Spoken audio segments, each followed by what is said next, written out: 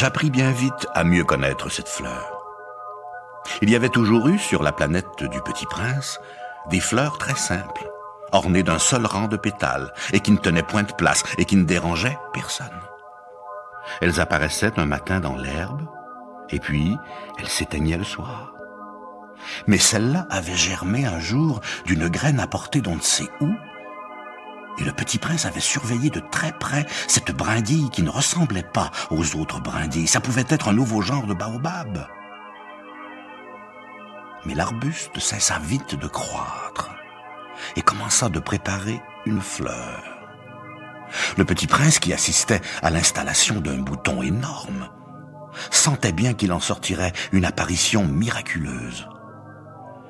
Mais la fleur n'en finissait pas de se préparer à être belle, à l'abri de sa chambre verte. Elle choisissait avec soin ses couleurs, elle s'habillait lentement, elle ajustait un à un ses pétales. Elle ne voulait pas sortir toute fripée comme les coquelicots. Elle ne voulait apparaître que dans le plein rayonnement de sa beauté. Et oui, elle était très coquette. Sa toilette mystérieuse avait donc duré des jours et des jours. Et puis voici qu'un matin, justement à l'heure du lever du soleil, elle s'était montrée.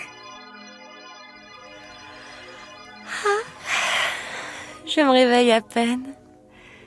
Je vous demande pardon, je suis encore toute décoiffée. Que vous êtes belle, N'est-ce pas? Et je suis née en même temps que le soleil. C'est l'heure, je crois, du petit déjeuner.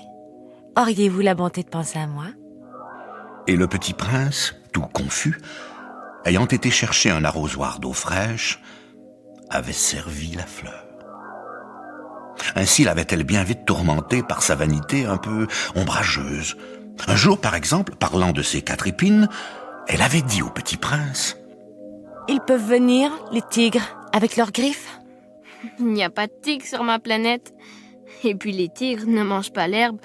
Je ne suis pas une herbe. Pardonnez-moi. Je ne crains rien des tigres, mais j'ai horreur des courants d'air. Vous n'auriez pas un paravent? Horreur des courants d'air. Ce n'est pas de chance pour une plante. Cette fleur est bien compliquée.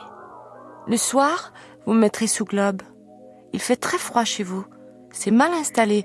Là d'où je viens... Mais elle s'était interrompue.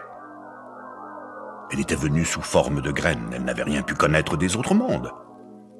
Humiliée de s'être laissée surprendre à préparer un mensonge aussi naïf, elle avait toussé 2 ou 3 fois pour mettre le Petit Prince dans son tort. Ce paravent... J'allais le chercher, mais vous me parliez. Alors elle avait forcé sa toux, pour lui infliger quand même des remords. Ainsi, le Petit Prince, malgré la bonne volonté de son amour, avait vite douté d'elle. Il avait pris au sérieux des mots sans importance et était devenu très malheureux. J'aurais dû ne pas l'écouter. Il ne faut jamais écouter les fleurs. Il faut les regarder et les respirer. La mienne embaumait ma planète, mais je ne savais pas m'en réjouir. Cette histoire de griffes qui m'avait tellement agacée eût dû m'attendrir. Je n'ai alors rien su comprendre. J'aurais dû la juger sur les actes et non sur les mots. Elle m'embaumait et m'éclairait. Je n'aurais jamais dû m'enfuir. J'aurais dû deviner sa tendresse derrière ses pauvres ruses.